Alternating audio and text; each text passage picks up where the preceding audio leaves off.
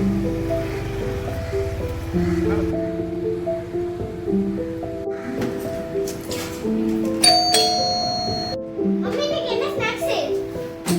எப்படிதான் போடுறதையா?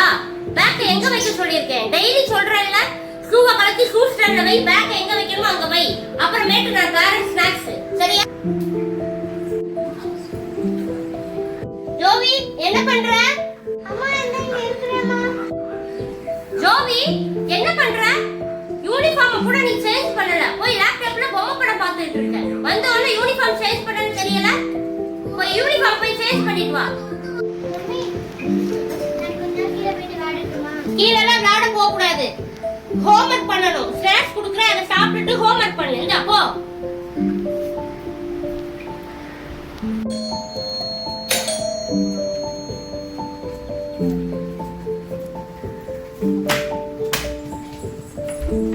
வாங்கப்பா, வாங்கலை.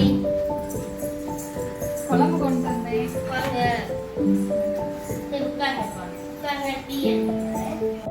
ஜோவி என்ன பண்ற ஜோவி? ஜோவி ஜோவி, அத்தை கூப்பிடுறாங்க, நீ என்னன்னு கேட்க மாட்டியா? என்னன்னு கேட்க மாட்டேன்?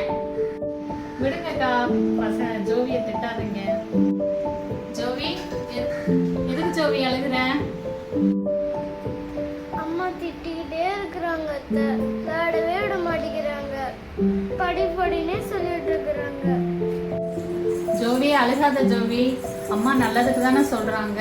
நான் அம்மா வருவோம், அம்மாட்ட சொல்றேன், சரியா? அழுகாத. நான் என்ன திட்டினேன்? படின்னு சொன்னது தப்பா? விளையாண்டுக்கிட்டே இருக்க போறியா? படிக்க போறது இல்லையா? படின்னு சொன்னதுக்கு திட்டுறேன், அழுதுட்டு இருக்க.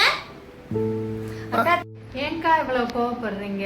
இவ்வளவு கோவப்படாதீங்க. பசங்க பாவம் இல்லையா?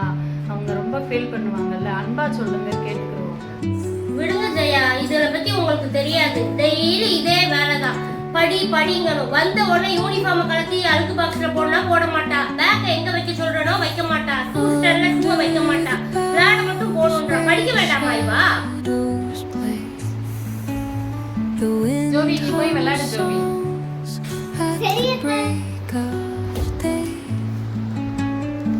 பாருங்க ஜெயா, நீங்க விளையாட போன்னு சொன்னீங்க, உடனே அந்த புக்ஸ போய் பேக்ல வச்சாலா? அப்படியே போட்டு போயிட்டா. இப்படிதான் டெய்லி நடக்குது. நான் கத்திக்கிட்டே இருக்கேன். இல்லப்பா, நான் ஒண்ணு சொல்றேன், எதுவும் தப்பா எடுத்துறாதீங்க. பசங்க மேல கோவப்படாதீங்க. அன்பாக பேசுங்க, அன்பா சொல்லுங்க, பசங்க கேட்குவாங்க. ஐயோ ஜெயா, அப்படி சொல்றீங்க. டெய்லி இதேதான் பண்ணுதுங்க. நான் காலையில 5 மணிக்கு எந்திரிக்கேன் ஜெயா. எந்திரிச்சு குக் பண்ணிட்டு அவளை கிளப்பி விட்டு ஸ்கூல்ல போய் விட்டுட்டு வந்து அடுத்து பாப்பாவை கிளப்பி விட்டு அவளை விட்டுட்டு வந்து நான் அதுக்கு அடுத்து அவங்க அப்பா டியூட்டிக்கு போயிட்டு வருவாங்க. அவங்களுக்கு குக் பண்ணணும். அவ்வளவு வேலை இருக்கு எனக்கு. ரெஸ்ட்ங்கிறதே இல்லை. இந்த பிள்ளைங்க வந்து அதுக்கு எத்தாப்புல அக்கா நீங்க சொல்றதெல்லாம் புரியுதுக்கா. ஆனா இது சின்ன பசங்க இல்லையா? அதெல்லாம் சரியாயிருவாங்கக்கா. நீங்க நம்ம எல்லாம் சின்ன பிள்ளைல எப்படி இருந்தோம்? இப்பதானே கொஞ்சம் இதாயிருக்கோம். அது மாதிரி பிள்ளைகள் மாறிடுவாங்க. நீங்க ஸ்ட்ரெஸ் ஆகாதீங்க. பிள்ளைகளோட டைம் ஸ்பெண்ட் பண்ணுங்க. சரியா போகுங்கக்கா. எல்லாமே இதாயிரும். ஜோவி நல்லா படிக்கிற பொண்ணு தானக்கா. நீங்க கொஞ்சம் டைம் ஸ்பெண்ட் பண்ணி அவங்க சொல்லி கொடுத்தா நல்லா ஜாலியா விளையாடுங்க. குழந்தைகளோட டைம் ஸ்பெண்ட் பண்ணுங்கக்கா. நீங்க உட்காந்து அவங்களோட விளையாடுங்க.